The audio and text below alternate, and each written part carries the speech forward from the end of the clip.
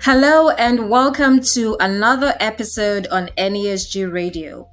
The conversation today will look at technology as an enabler for MSME development in Nigeria. We are hosting this conversation in honor of our entrepreneurs in Nigeria as we celebrate World MSME Day. My name is Abaka Nwokolo. I am the co-facilitator for the MSMA Community of Practice at the NESG, and I also wear the hat of director at the Faith Institute, which is the research and policy division of Faith Foundation based in Lagos, Nigeria. Now, when I think of Nigeria's nano, micro, small, and medium enterprises, NMSMEs or MSMEs for short, the word that readily comes to mind is resilience. Post COVID, Nigerian entrepreneurs have grappled with economic instability, direct impact of policy introductions like the Naira redesign policy, which we all know led to the Naira scarcity situation. There was also fuel subsidy removal, as well as foreign exchange instability and Nigeria's galloping inflation. Now, despite these challenges, Nigerian entrepreneurs continue to push through and stay afloat and, in some cases, even thrive.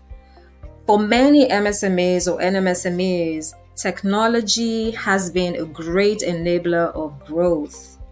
However, on the other hand, for majority of our MSMEs, majority of them are actually operating way below their optimal potential because of challenges like, for example, poor access to finance and markets, poor energy, infrastructure deficiencies that exist within the space, multi-taxation issues, certification and standardization issues, and and the likes. I could go on and on. Now, with the power that technology wields, the question is how can we leverage it to address these gaps and drive MSME development, right? Joining me to dissect the topic today and profile answers are two experts whom I would be introducing shortly. So, if you are an entrepreneur or a policy stakeholder working around entrepreneurship in Nigeria, you want to stay tuned and glued in. Okay, so I have with me Dr. Femi Oyenuga, who is the lead digital infrastructure and tech sector financing thematic group at the NESG. Like me, he also wears the hat of Chief Digital Officer at the Nigerian Exchange Group. He's an expert information management and data analytics specialist, delivering value-added BI analytics solutions that power global performance. Also joining me is Mr. Niyi Ajao, who is the lead financial inclusion thematic group at the NESG. He's also the founder of Digital Finance Solutions Nigeria Limited and has over 30 years experience in innovation and emerging technologies, operations, electronic payments and settlement systems management, as well as digital financial services. Gentlemen, welcome to the conversation and thank you very much for being here. Thank you, Amaka. Thank you. It's a pleasure to be here. Great to have you. So I think we can dive right in at this point. And I will start with you, Dr. Oyenuga. Just looking at how the Nigerian entrepreneurship ecosystem has evolved, how would you say technology has changed the landscape for MSMEs in Nigeria over the past decade?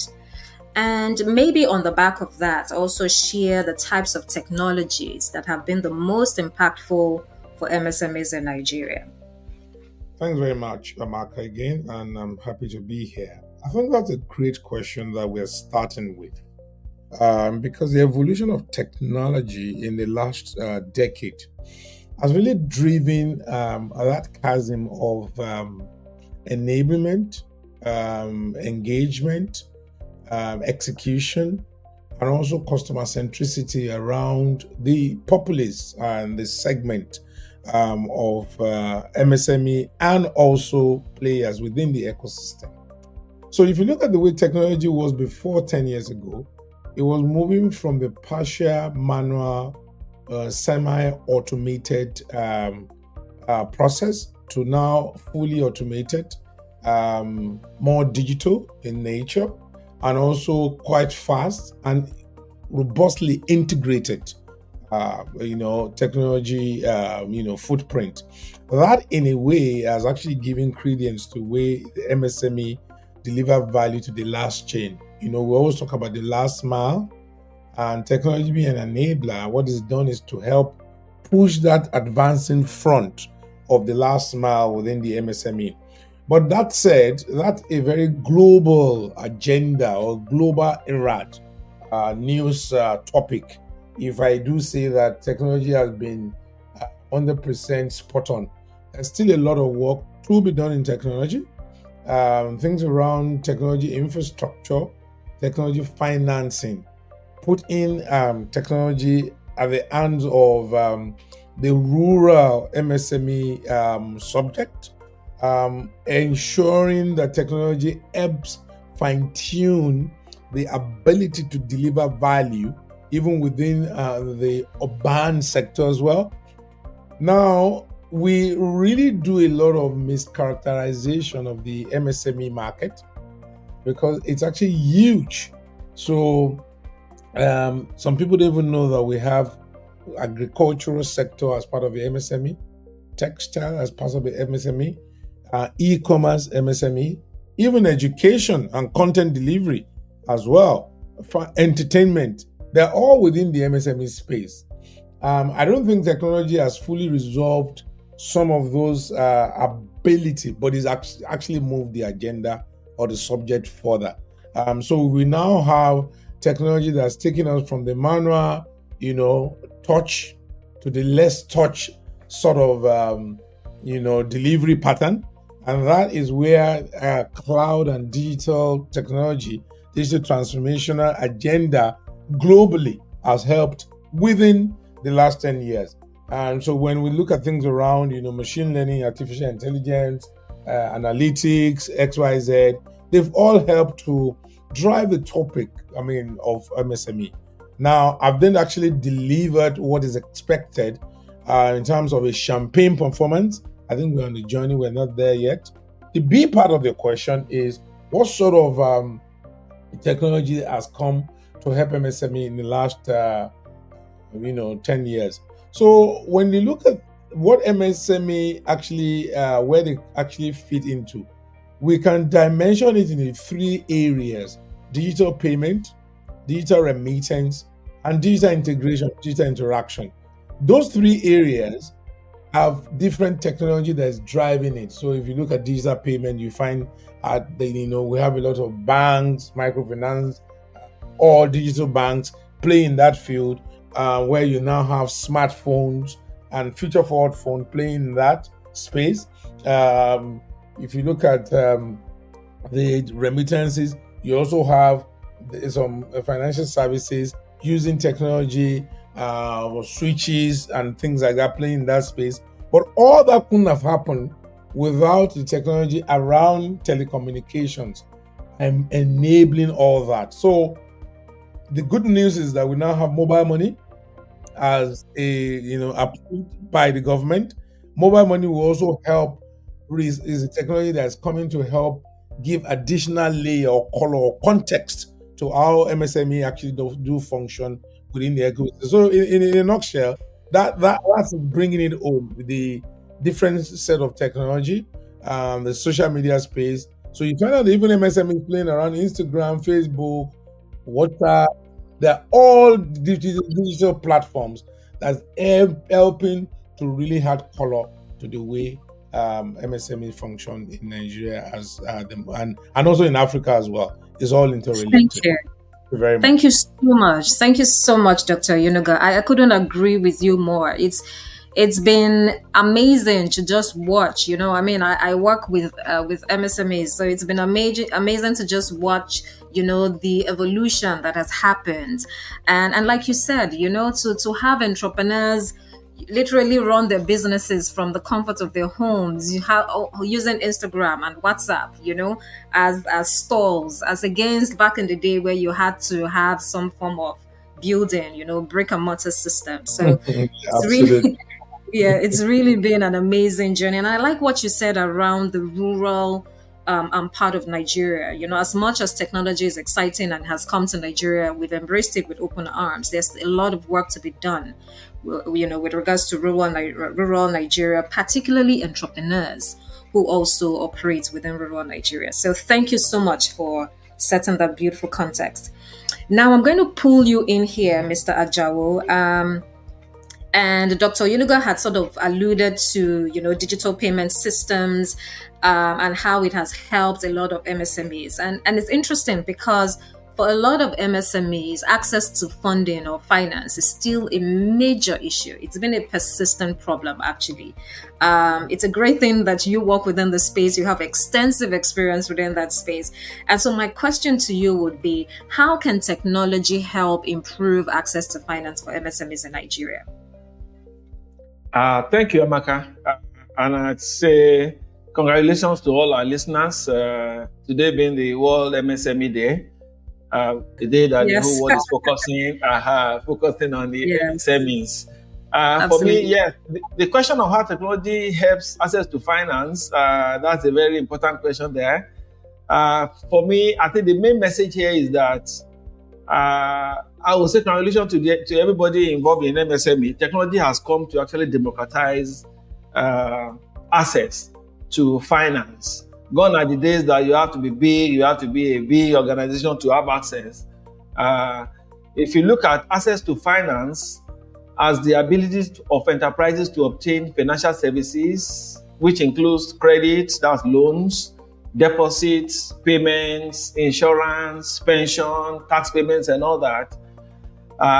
Today, in the world we live in today, technology has enabled all of this to happen in a very convenient and in a cost-effective manner for MSMEs. So really, in the world we live in today, hardly can anybody play in the MSME space. Hardly can you run any form of business, small, medium, large, without leveraging technology.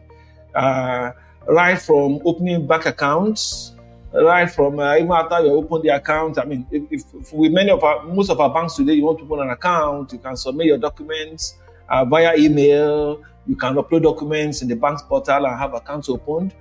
Thereafter, you can begin your business by transferring funds into the account. Customers are able to pay you leveraging technology using the payment services like the point of sale terminal, like instant payment transfer, using the QR code, like the NQR of NIBS. And I mean, there are a whole lot of ways to make payments or to receive payment for businesses, and in fact for them to make payment out, including bulk payments to their own employees, bulk payments to contractors, and all that. So really, technology has really come to make life easy. It has democratized access to finance. And Dr. Inda was talking about rural areas too. Technology has helped a lot. Thank God for the work that NCC and the telcos have done over the years. I tell you, I've gone to many rural areas in this country where it's amazing. Yes, things are not perfect yet, but in most of those places, data usage is high. The use of internet is very high. People are able to access their banks from many locations, to give instructions to their banks, to do transfers, to make payments. So really, technology is so well integrated into MSME in the day we are in. And for me, I think it's a big advantage to everybody involved in the space. My message to all MSMEs is just to ensure that they must carefully look at the best way to employ technology. There are so many things technology has to offer. The has mentioned some, even down to social media, POS for payments, mobile app of banks. Even banks have their portals where MSMEs are able to play. You want to approve payments, you want 2 or 3 levels of approval. All those are already digitized. There are a whole lot of things out there that MSMEs need to really explore. They need to find out and get educated and use them optimally. Thank you. Thank you. Thank you very much, Mr. Jao. You had started to sort of speak around my next question, which is around financial inclusion. So I think I would just shoot and ask, what are the biggest barriers to financial inclusion for MSMEs in Nigeria? You had already talked around how a lot of MSMEs are incorporating technology in being able, for example, to ease payment, especially now that we have a lot of MSMEs running online stores. So you have a lot of MSMEs shipping products, for example, outside of Nigeria, and so it's great that we are seeing that online payment system to ease transaction and trade. However, there's still some barriers to financial inclusion for MSMEs. So I wonder if you could highlight some of them and share how technology can address some of those barriers. And then on the other hand, we just speaking around how technology can enable MSMEs access funding. I wonder if fintech solutions is something we can think about around that. But that's part C of the question. So let's look at part A Yeah. and B. Let's look at part A and B, Mr. Joe. Thank you, Yeah, sir. thank you. Yeah, very interesting topic there. Yes, I agree there are barriers, there are a number of barriers, and uh, I think it would be good to make reference to the EFINA reports, the 2023 survey, where they actually EFINA went all out there to survey the market to look at the state of financial inclusion, what are the issues around it, what are the barriers, what's even the state of it. It's amazing to see that in the EFINA reports, they say as 2022, financial inclusion rate has gone up to 74%, meaning that 74% of adult Nigerians have access to finance. They're able to open bank accounts or wallets. They're able to do fund transfers and all that. Right from about 34% way back in 2016, about when they started the report. So really, financial inclusion has grown well in this country. But despite that, there are barriers. In that EFINA report that I made reference to, they brought out about 6 different areas that came out from the survey. Number one is attitudes and perception of people. For that, about 33% of the respondents claim that to be a serious barrier for them. Access to banks is another one. Institutional exclusion is another. In fact, cost of banking is another. But if you take a critical look at that report, there are about 3 areas that really came as very serious barriers. And that's looking at the MSMEs. SMEDAN says there are over 40 million MSMEs spread across this country. So those MSMEs actually face about 3 different barriers. One of them, very important, is attitudes and perception. That is just cultural. Some are so attached to cash, they would rather use cash for their payment. They would rather tell the customers to pay with cash. So some are either out of lack of trust of the financial system, or because they've had ugly experience in the past in an attempt to use electronic payment. So some just want to stick to the traditional way of doing things. And they just, though the systems are there, they just choose not to be part of it. That is a major, and this will be very common with those who are not really very educated when it comes to financial literacy, when it comes to being able to read and write. The second one that came up clearly in the survey is access to banks, where some MSMEs complain that, where I operate, there's no bank branch around me, but the closest one is so far away, or I'm in a rural area, I have to travel to the city to use the bank and all that. That is a major factor that a number of them brought up. The third one in that order is what EFINA calls institutional exclusion. This is where these are MSMEs who don't have what I call financial intelligence. They are low in digital literacy. They are low in financial literacy. Many even, I've met many SMEs that will tell you that, banks don't give loans. They don't give all loans. I just laugh. I've been a banker for almost 30 years. I tell people, a bank that don't give loans will die. But these MSMEs need to be trained on how to package the loan applications.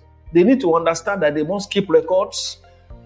So all these issues, even access to technology itself, maybe they need to have smartphones. In some specific rural areas, internet access could be very low. So those are the 3 major reasons or three major barriers that the final report brought up. And luckily for us, going to part B of your question, technology provides solutions to these three areas. Access to finance. Today, for instance, we've grown the system. The market has grown agents. These are bank agents we see on all our streets in Nigeria. The number was about 20,000 across the country way back in 2018 when the banks faced this business using the SANEF as a vehicle. Today, there are over 2 million agents across the country. So if you say a bank branch is not close by, you are unable to deposit the money, the process of the day into your bank. Today, there are agents close by you can just give the money to. So the technology has helped to really solve, to assist MSMEs to surmount these barriers. When it comes to lack of trust, attitudinal issues and perception, training, financial service providers are conducting training using YouTube and all that. MSME need to rise up to get used to all these things. And when we talk about institutional exclusion, there are a whole lot of things going on too. I mean, we know the efforts of governments to increase broadband across the country so that wherever you are in this country, you have access to the internet, you have access to data, you can do your business, you can do your Instagram, you can do your YouTube. And bodies like SMEDAN, like Bank of Industry, even commercial bank, they all run all sorts of trainings, all sorts of schemes, even down to subnational level, at the state level, local government level. A lot of schemes are going on to empower MSMEs operators to ensure that they're able to surmount these barriers. So really, there is hope there. For me, the challenge is for MSMEs themselves to rise up and take full advantage of all of this. The part C of your question is about credit, how technology can help. Today we see, a whole lot of things going on in that space too. Fintechs in particular are playing a very serious role here, using technology, even disrupting credit administration and being able to advance loans to MSMEs to do their business. Apart from that, SMEDAN, Bank of Industry, microfinance banks like Lapo, there are a whole lot of, many banks have created desks leveraging technology to provide access to loans, credit facilities to all these MSMEs. So really, for me, these are interesting times for MSMEs. A lot of resources out there. MSMEs just need to rise up, find out, and leverage all these available resources to really grow their businesses. Thank you. Thank you very much, Mr. Joe. And I hear you on the charge that MSMEs need to rise up. So hopefully they're listening and, take on that charge. But I also like the example you shared around the use of agents, which has just really simplified that process because I know that when you listen to feedback, that's been a challenge for a lot of people.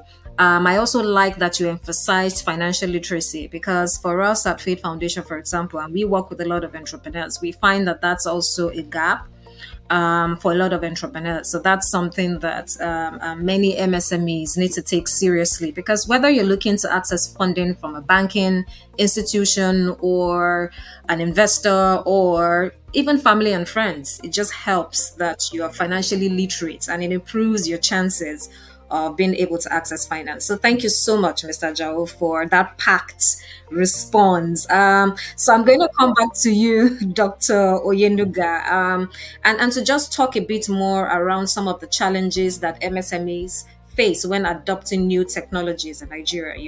You had sort of alluded to what happens within the rural areas. So maybe you could shed a bit more light around that. But generally just speak around some challenges that MSMEs face when adopting new technologies and how those challenges can be mitigated. Is this going to be from the government's perspective? Is this also going to be from the private sector's perspective? It can be both, actually. So it would be great to hear your thoughts. Over to you. Thank you very much, Amaka. Just to piggyback on some of the fantastic points Mr. Joel made around, financing for MSME, and that actually dovetails into the way I would kind of address the question.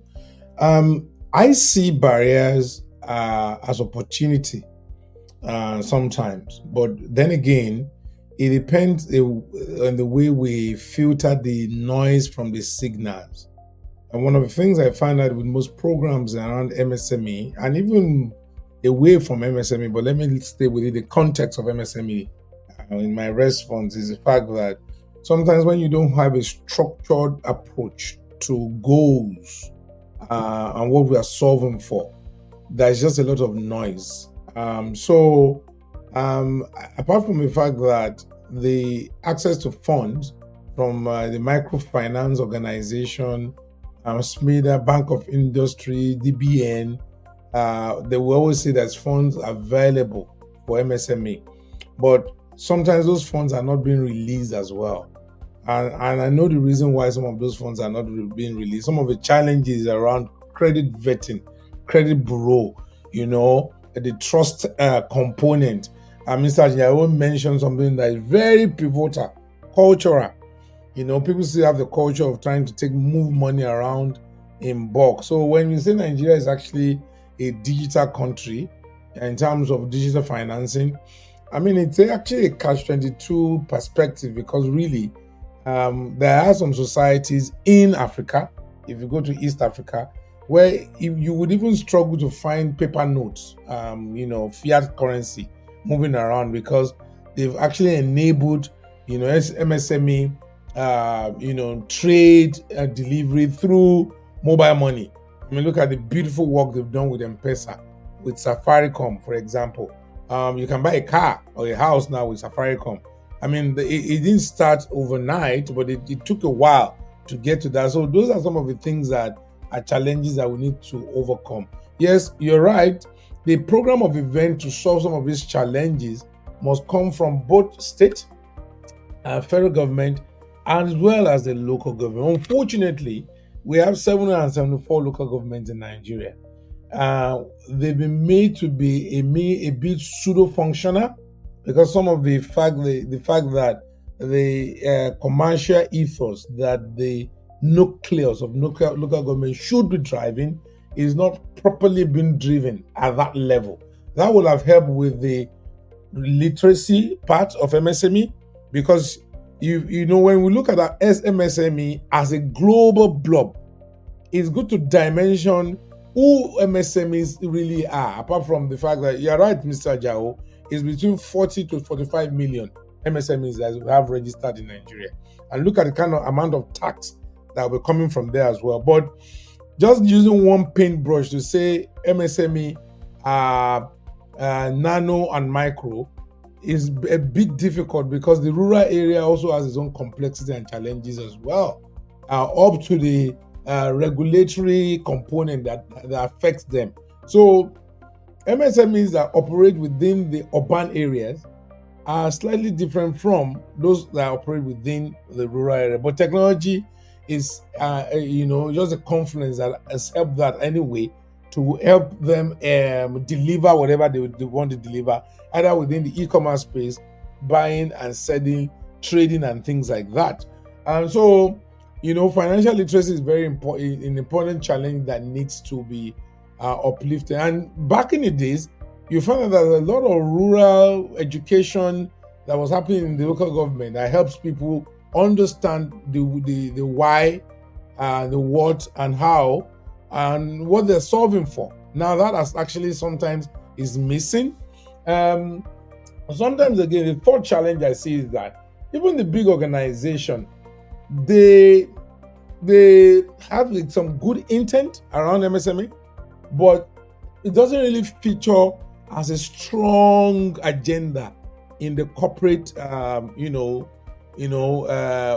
the corporate, literature of most of these banks. So if you look at BOI, DBN, and things like that, they talk about MSME, how fund is really being released. But looking at the entire storyline of shaping a complex country like Nigeria that has over 200 million population and over 40-something million MSME, have they really done enough? I think we have to challenge ourselves to say maybe these corporates have not done enough as well in terms of really taking that MSME agenda to the market now. Yes, MSME as a body has to do more. They have to rise up and understand that they have technology and they have finance, but they just have to have a trusted component, changing the culture to evolve into what it should be. I mean, if a market like Kenya is doing quite a lot with Tanzania, Egypt within the MSME space, I see no reason why we, with all the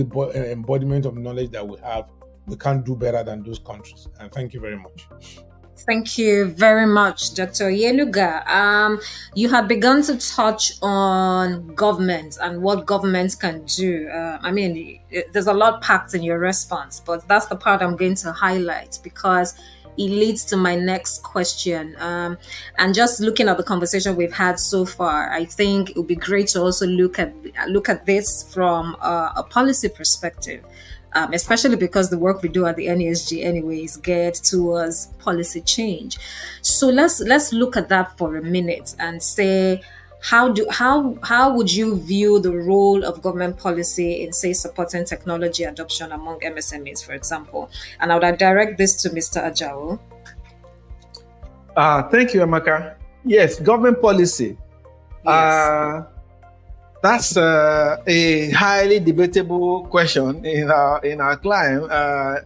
Just picking up from where Dr. Yeluga stopped, we know through policies, various policy, government has been doing a lot, and there have been a whole lot of pronouncements by governments, intentions made known to the public that government wants to support MSMEs, because it is clear that with our MSMEs, there's no way the economy can grow. In fact, studies have shown that MSMEs are the employers of over 90% of workers in the economy, even in the Nigerian economy. They are the employers. So, and from all government pronouncement, government is aware of this.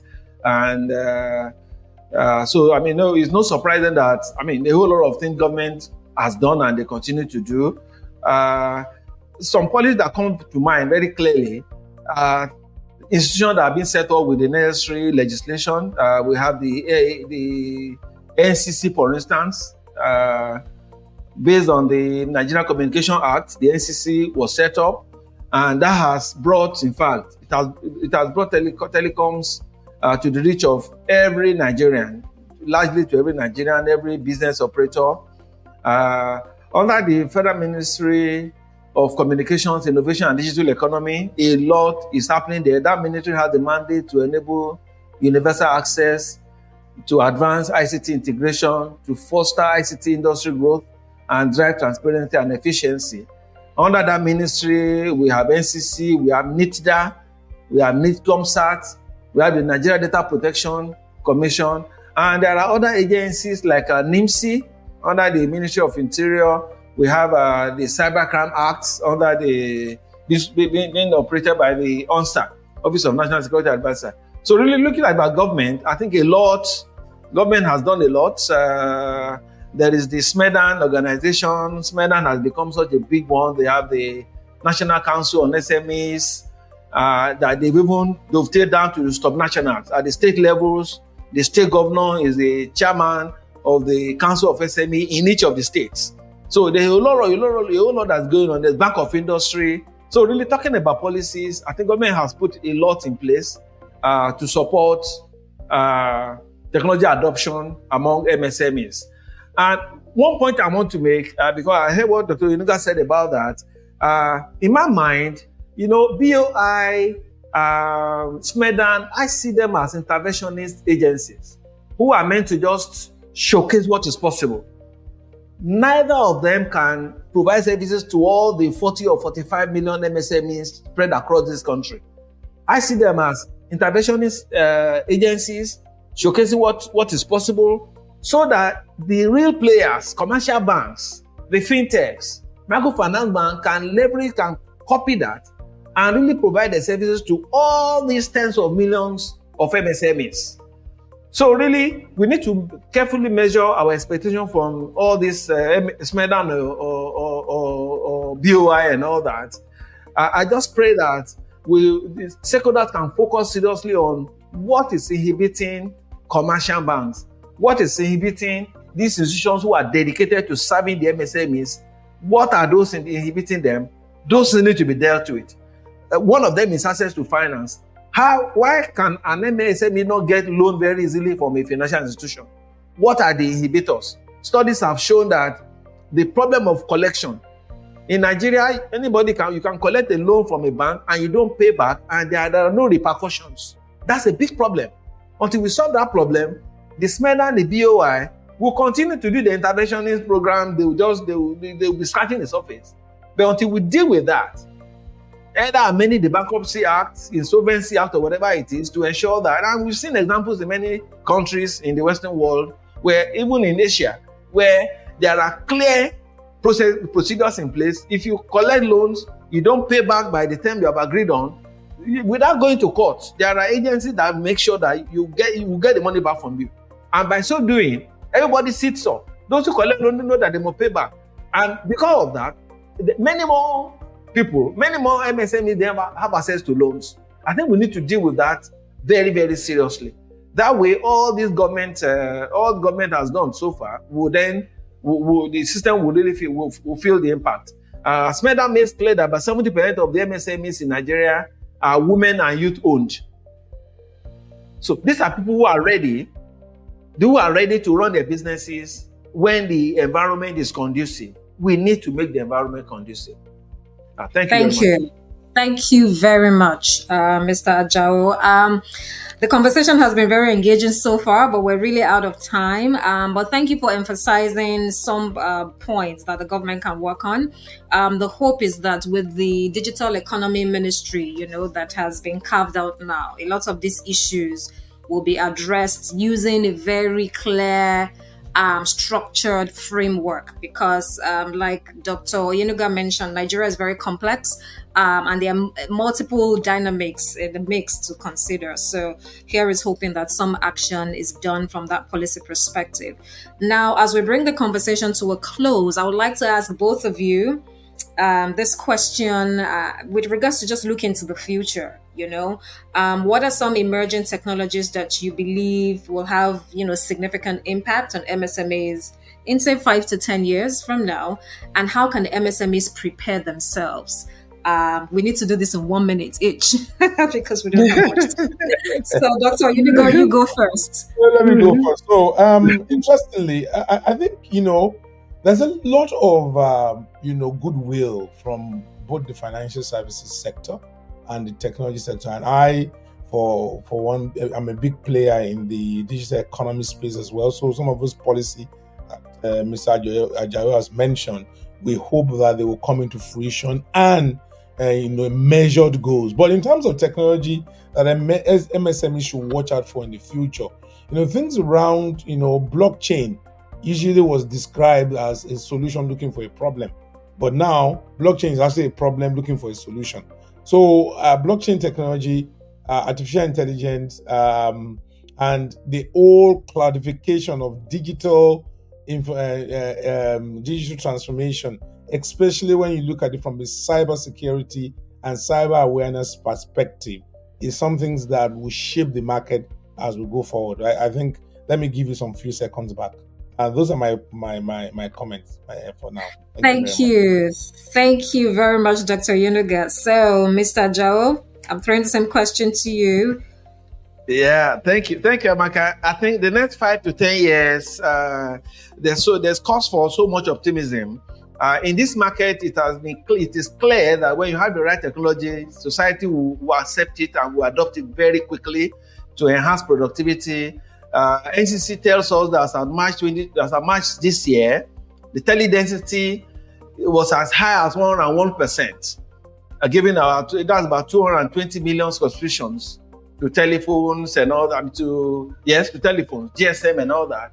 And even for internet, we're told about 164 million Nigerians have access to data, to internet. So really, it shows that the market is ready for it.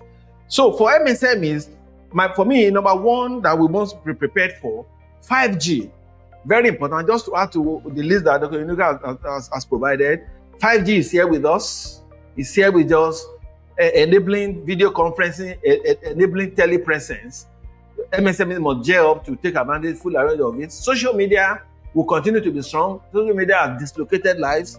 It has disrupted the way we do business. and many are leveraging it to really advance their businesses. The number 3 I would talk about is AI, like Dr. Yunuga mentioned, but my focus is robotic process automation. MSMEs to leverage that. As we're having skill labor problems, robotic process automation is something that MSMEs focus on, along with generative AI. Cybersecurity, MSMEs will focus on this seriously, because as these beautiful technologies are coming up, so are the bad guys really pushing their game up to disrupt systems. So we must make sure we secure our systems from cyber attacks. And how do MSMEs provide for me? I'll just throw my comment by saying MSMEs must retool their game. They must adapt to these new technologies, and their personnel must upskill and reskill to be able to cope in the emerging technologies. We are in the fourth industrial revolution. Technology is the name of the game. No matter what you do, you need technology. MSMEs just need to rise up and be ready for the new development coming up and take full advantage of them to grow their businesses. Thank you, Amaka. Thank you. Thank you very much, Mr. Ajao. On that note, this is where we draw the curtain on the conversation today. I want to thank my guests, Dr. Femi Oyenuga and Mr. Niyi Ajao. Thank you so very much for your time and for sharing those insights. Here is hoping that there will be an implementation of the right policy framework and technology support systems to enable our MSMEs thrive. To our MSMEs, we applaud your resilience and we celebrate you today. So from all of us, it is Happy World MSME Day. And I'm sure my guests would join in saying or echoing that as well. Happy World MSME Day. Congratulations. Thank you. Thank you very much, gentlemen. Thank you. Yeah. It's been fantastic having you with us. To listen to more episodes, please be sure to visit our website, www.nesgroup.org/podcast. Bye for now.